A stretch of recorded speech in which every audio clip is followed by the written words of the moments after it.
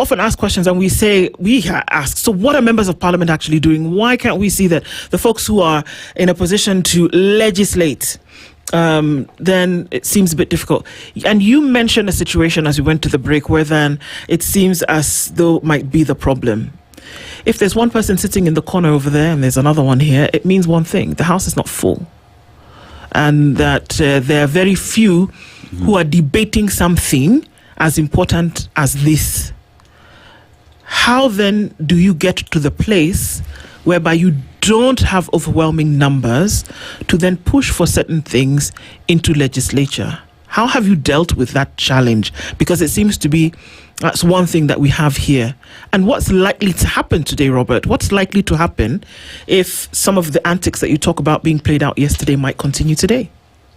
Yeah, let me first clarify that the house wasn't empty. I mean, there was quite a number of members. Yeah, there were. Yeah, there were quite a number of members because it was really an important bill, and in fact, I can confirm that at least 20 members that were waiting to contribute that were queuing.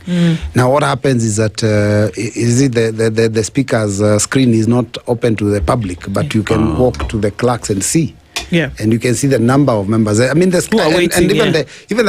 the speaker who was officiating at that time kept saying, "My screen is full." That means members have queued, and for it to be full, that means it would have to have over 50 members that are visible. Yeah. And still, despite that, somebody decides that we have to close debate. So sometimes it's not that members are absent on that, but on this particular one, members actually did turn up. Yes, because they were keen to contribute.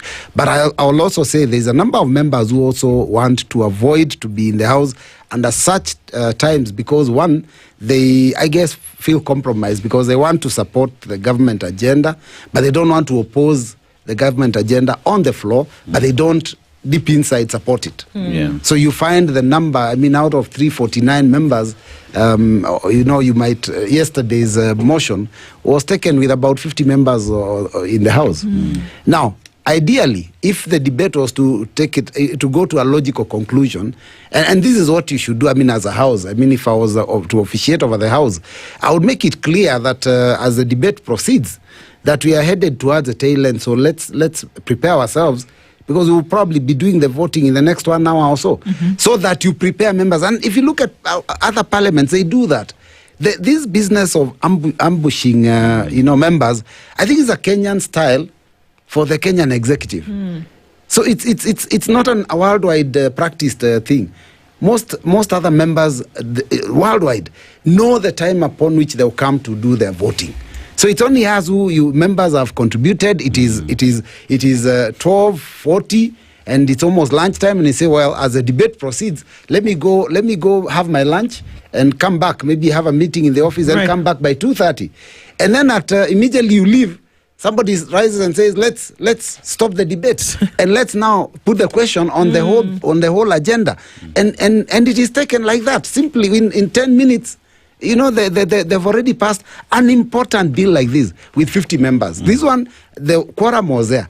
But I feel that it would have been fairer that we do such a motion and such a question is put when the House has at least 200 members. We don't need to have either a standing order that supports that or even a constitutional requirement, but it's just good practice. It actually shows discipline that we as a country can actually pass laws in a manner that shows confidence to the people that elected us, that we can be in the House on such an important motion, and then each of us are willing to stand with our decision. So we are willing to go to division and vote yes or no in the full glare of the public. So why do you want to your vote not to be known by the people that send you to parliament?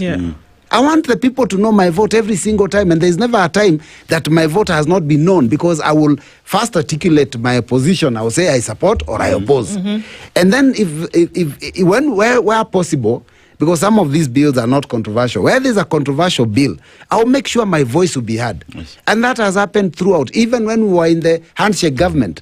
And former President Uhuru introduced an 8% VAT on fuel. I was deputy leader of the minority. I opposed the proposal. and voted voted to oppose it, because I felt that the people that sent me to Parliament had already expressed themselves to me that this thing will hurt them. And you know what happens whenever you increase the price of fuel. It's happening in Kenya now. So I said I would oppose it. So I think sometimes members have to understand that we also have a responsibility over the people that have elected us. And that's why it's important that as we take a vote, let the House look, and that's why you've said that it looked empty. It's true, basically, 50 out of 349 is what? Is a fifth.